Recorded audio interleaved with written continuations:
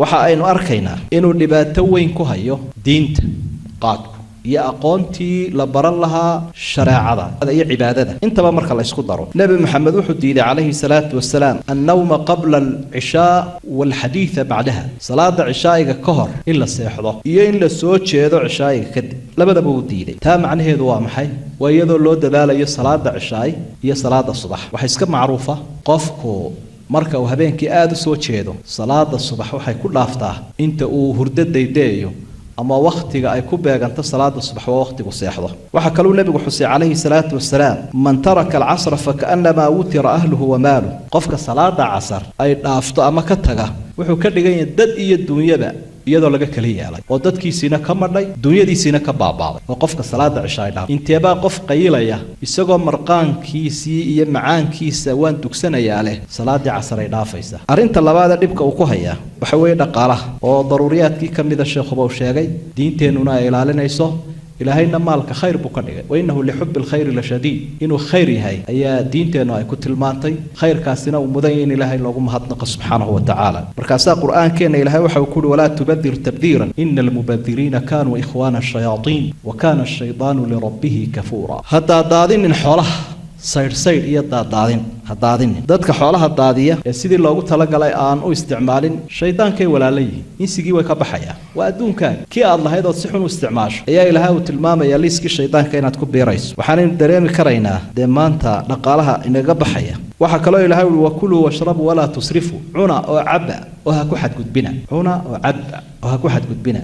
marka tabdiirkii ma yahay maalkii la daadinayo ma yahay cidi kama murmayso waha sidoo kale israaf iyo xadgudub ma yahay xaqii cunada iyana uu ahaa waxa runtii aan yara baarbaaray iyada oo kulay dad badan oo aqoon-yahan iyo maamulkaba ah oo daraasiye ay jiraan anigoo isdul taagay sariflayaasha waxa waraystay wadanka inta Soomaaliland la yiraahdo Soomaalida kale ma la xiriirin daraasadaasi waxaan isku daynaa bal inta maalintii inaga baxda lacagta qaadka inaan ogaano lacagtaasi waxay ku dhawaatay maalintii $700,000 marka lagu dhufto bishii 30 casho ee lagu sii dhufto sanadkii 12 bilood $250 milyan ayay noqotay hadii wadooyin loola bayro waa lacag sameyn karta 1400 oo kiiloomitir wada dhererkeedu leeyahay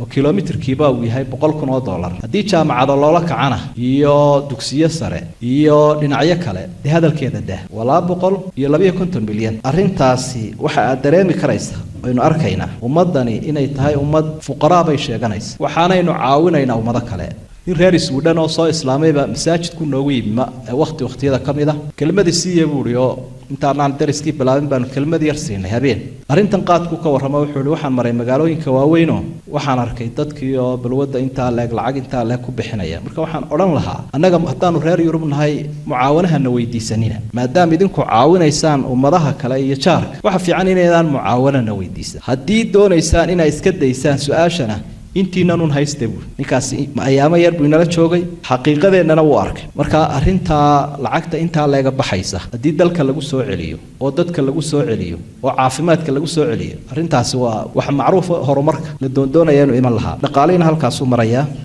dhaqaalaha markaynu sii dul taagno waan marbaray anigu miyiga iyo magaaladaba bariyo dhaweedo dacwada aan ugu baxnay miyiga waxaan arkay aan u fiirsaday dadku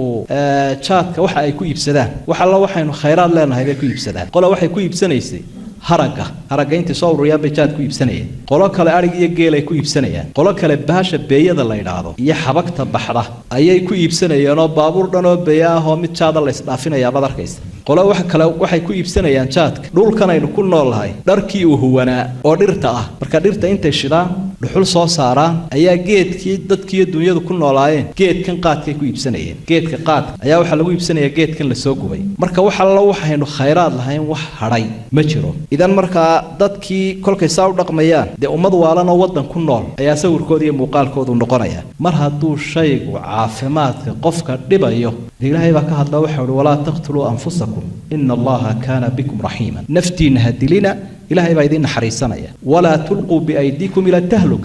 naftina halaka ku tuurina qofku wixii uu isku dilo ayuu baakhira lagu cadaabaya dilku waa laba nooc mid waa mid degdega midina waa mid batii'a oo siyar balwadaha noocana ee caafimaadka qofka khatar gelinaya toban sano 5 sano 15 sano kadib dilaya hadduu u bareero isticmaalo waa dil aayar ah ayuu naftiisii dilay oo la mid ah kii uu mar kaliya ka iskaga siinayay intaasoo daliilihina way ka xaaraantinimeeyeen oo way u diideen adiladuna way fara badan tahay waxa kale oo runtii aynu xusi lahayn qofku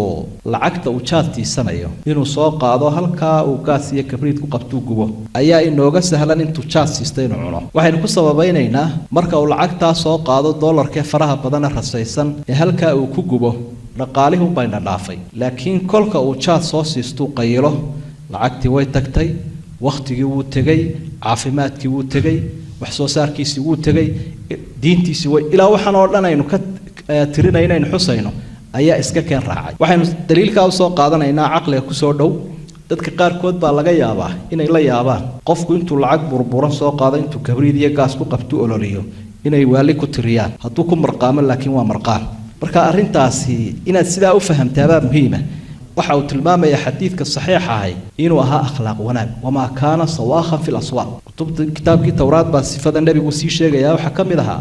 ma aha nabigu mid suuqyada ka qaylqayliya bal bilaa calaykum dadka mudminiinta aadka u isticmaala qaadka bal isdhex taaga oo halka meelaha lagu iibiyo bahalka barada u ah markaad istaagto telefoon kuma hadlaysid midka wada socotaana waa aamusaysan inta dhaafaysa codka isweydaaranay ka hadlaya laftiisu uu xabeebtado SW6 ku ka hadlaya mawjada uu ka hadlaya way weynaat nin reer South Africa oo islaamay baa bari dhexdeer halkan uu noogu yimi wuxuu dadka ugu xun iyo dadka ugu wanaagsan halkan aan ku arkay waan cado soo islaamay buu ahaa dadkii wadanka deganaa kamida waan wareysanaan waxaan maxaa dhacay wuxuu waxaan arkay dad dhalinyaro oo aad u nuuraya oo masaajidada marka la aadaamo camiraya laakiin marka aan ka baxoon baan arkayaa buu dad daroogo labada qowlal ka tufaya hal darooga ah adduunyada daroogada waa la qarsadaa buu tiinu suuqa lagu qaylinaya oo kun laba kun baa la leeyahay sida daraadeed waxa la yiraahdo akhlaaq wax aad u cajiib weeye waxa aad arkaysaa dadku had iyo jeer madax dhaqameedka iyo acyaanta iyo xididka iyo markay isu yimaadaan ee cunno la isugu yimaado cunnada waxa kaliya ee la isku qabsado ama la qawada waa maxay waa qaadka ana waxaan arkay meel aan doonay la igu yeero gabadhan ku meherinaynay oo dad xidid isugu yimi oo jaad lagu dagaalamay xaalad abuur waxa ka noqday qolo dhalinyaro ah oo jaadkii baagii la soo dhigay ayay bar ka boobeen meeshii baa la kala saftayba nin waliba wuxuu isri meeshii lagu kala tagay marduufkaaga dhufo xididnimadi la waday iyo labadii qole ee isu geed fadhiistay macrakada iyo dagaalkaas ka dhex bilaabay ninku sodogii shayga kaliya oran kara ii kordhi iyo uu igu yar waqaadka wax la isla ogolaaday way laakiin hadday hilib tahay hadday bariis tahay adigu cuniyo inay wallahi wala isku riixriixaya taa waxa aan u soo daliishanayaa waxay keentay in akhlaaqdi dhaawacanto oo qofku mararka qaar kood isaga baadi doonaya uu sharaftiisii wax u dhimi karaa nooc doonaya hada mujtamaca akhlaaqduna waa cajiib qoyska ubadkiyo oorida gaar ahaan aad bay muhiim u tahay inay dumarku inala joogaan caawa aad baan u jeclaan lahaa in dumarkana ku dartaan ururka oo garab dumarka ahay inay jiraan waayo mushkiladu iyaga way ku yartahay ma oranaya mushkiladan ma qabaan oo in qayishaa way jirtaa yay badnaanine laakiin way ku yar yihiin oo marka maadaama ay ku yar yihiin waxa haboon in garab dumarka ah oo hawshan isu taaga oo dumarka inta qayisha iyaguna ka buufiya in sameeysan insha Allah waxaynu ogsoonahay waxani waa walaf qofku uu ku walfay la mid ma raashinka kale ku walfay raashin kale waa laga yaabaa inuu ka qado laakiin lacagta oo haya markuu qaadarko halku ubadkiyo oorido gaajoonaya uga geyn lahaa dadku ma sinne qaar badan oo kamidii uu iskaga qayla ilaahay baa faxanaan marqaana buuda meelahaas ay wax ka amahan doonaan dumarkii iyo ciyaalkii ariska marqaano dabeetana mijintii iyo labadii minjood iyo marduufkii buu ku qaadanaya caruurtii iyo ooridii halkii ku sugaya nabiguna wuxuu calayhi salaatu wasalaam qofka waxa dambi ugu filan inuu dayaco dadkii uu biilinayay dambi kale hadaanu galin oo ubadkii iyo ooridii uu biilinayay waxoodii uu balwad ka siisto inta saaba dambi ugu filan buu leeyahay rasuulku sallallahu alayhi wasallam waxaanu joognaa goob shariicada aanu dadka ku kala hagaajino oo qaar kood la talino oo fataawaha siino mushkiladaha furiinka marka aad loo daraaseeyo waxa kow ka aqaylaada dumarka ragoodu qaylaan iyo kuwa aan ragoodu qaylin isku cabasho maaha kuwa ragoodu qaylaan cabashadooda aad bay u badan tahay waayo shakhsiga ay la joogto saddex xaaladood buu ku jiraa mar wuu marqaansan yahay marna wuu qaadiraysan yahay marna wuu xaraaraysan yahay miyuu saddexdaa ka baxayaa buu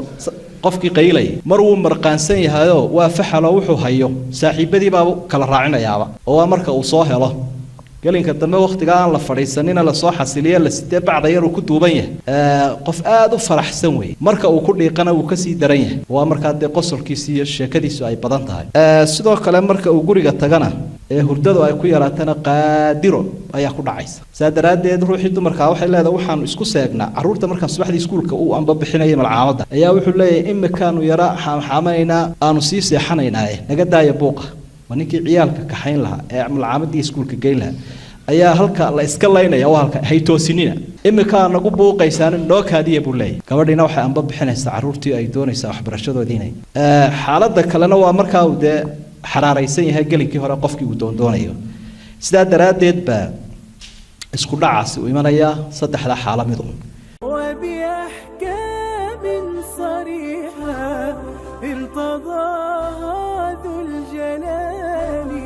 فاتبع هدي النصيحة ترتقي نحو المعالي